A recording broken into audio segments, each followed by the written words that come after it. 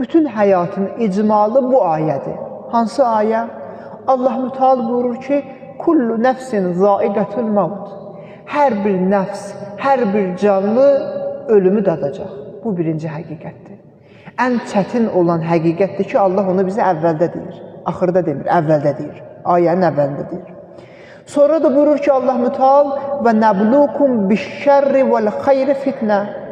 Deyir ki, biz sizi xeyir və şərlə imtihan edərik.